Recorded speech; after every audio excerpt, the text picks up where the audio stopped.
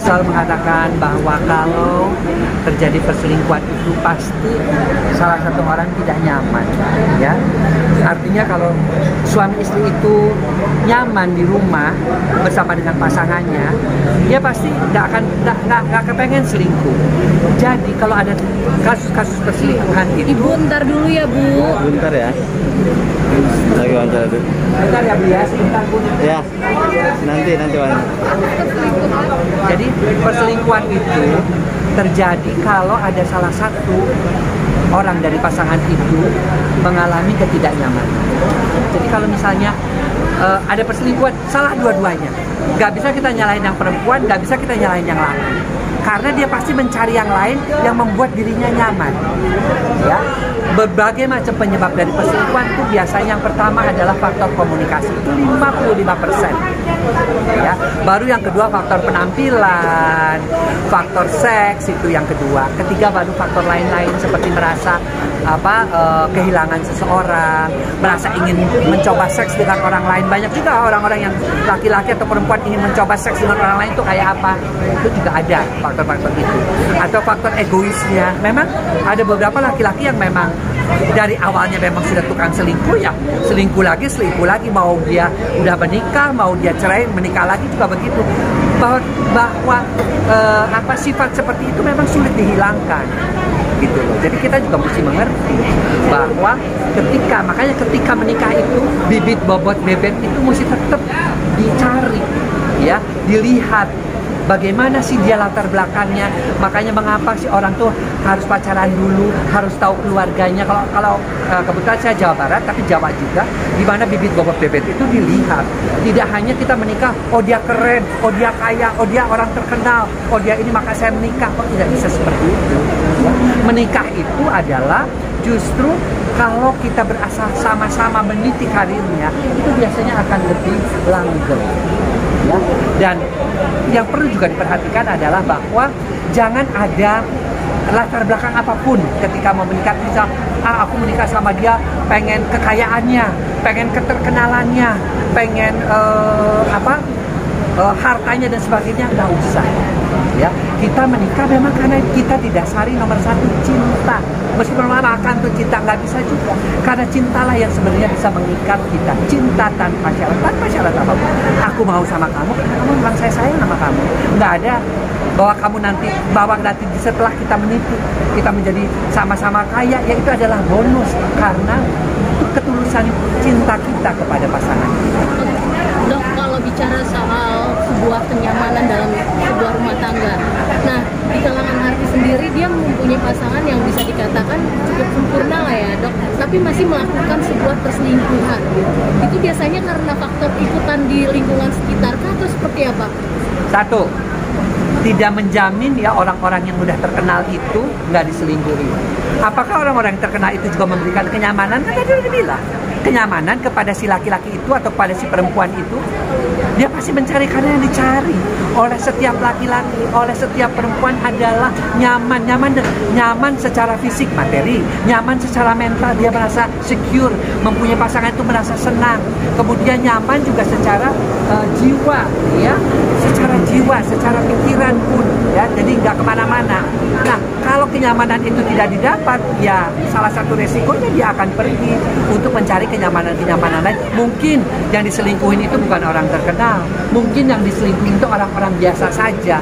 Banyak loh. Kenapa sih dulu Pangeran Charles contohnya sampai segitu cantiknya Lady Di, kenapa masih mau sama Camilla? Ya, artinya itu kan kita lihat bahwa tidak selalu kecantikan, keterkenalan, kekayaan itu menjamin seseorang itu tetap setia. Tapi kenyamananlah. Banyak pasangan-pasangan yang biasa-biasa aja, tapi bisa sampai tua dia ini karena dua-duanya sama. Pernikahan itu mengembangkan diri mereka berdua.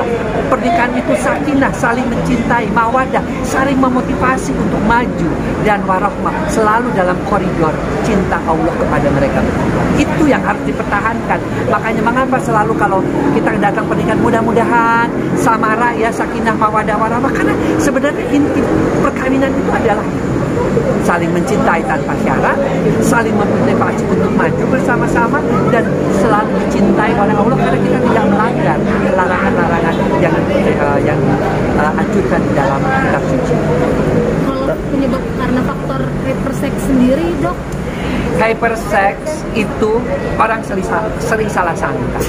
Ya, hypersex itu adalah kalau seseorang melakukan seks berkali-kali banyak dengan berbagai macam pasangan, tapi tidak pernah puas dan tidak pernah orgasme. Saya belum tentu. Mungkin agak tinggi seseorang hypersex, ya tinggal diatur aja sama yang perempuannya, diatur waktu-waktunya, ya, atau konsultasi dengan psikolog, dengan dokter untuk bisa mengatur supaya seksnya itu yang perempuan dinaikkan, yang laki diturunkan. Kan ada cara-caranya. Bukan caranya langsung si laki-laki kemudian mencari yang lain-lain di luaran. Itu hanya akan membawa sakit buat si istrinya, sakit bukan hanya jiwanya tapi juga penyakit-penyakit yang mungkin akan dibawa dari akibat perselingkuhan tersebut.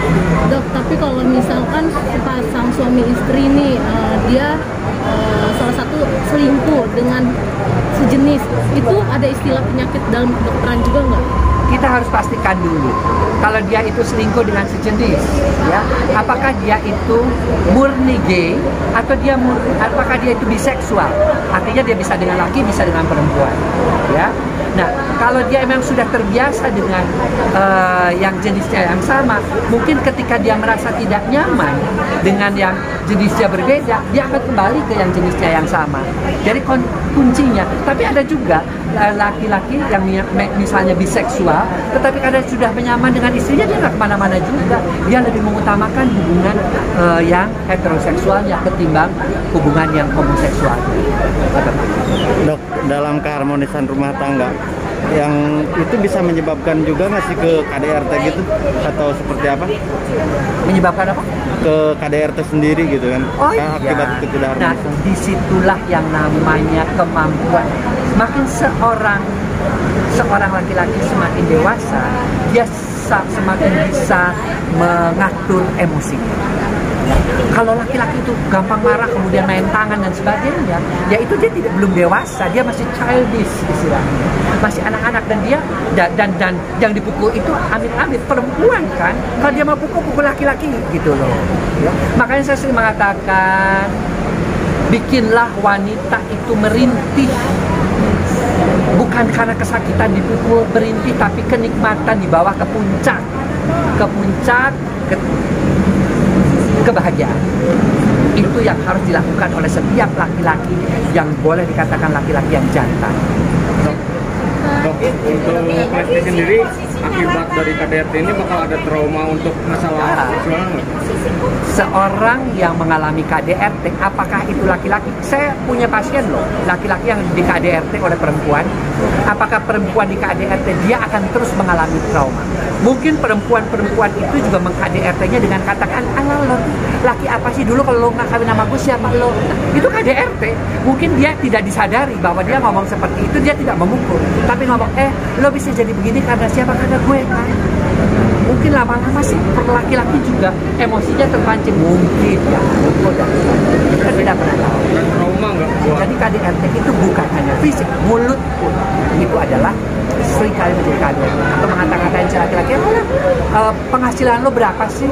Itu KDRT sebenarnya. Dan si laki-laki itu menjadi terbuli. Dan orang-orang terbuli itu traumanya akan terbawa. Dendamnya apa yang akan dilakukan?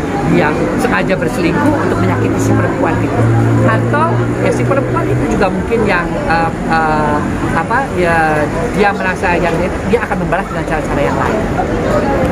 Tapi butuh berapa lama, Dok, untuk penyembuhan yang pemulihannya?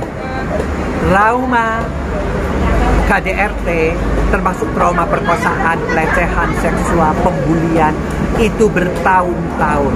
Kadang-kadang kita harus dampingi seseorang itu sampai 6 bulan, 1 tahun untuk menyatakan bahwa tidak semua laki-laki yang ganteng, laki-laki yang itu tidak semuanya begitu.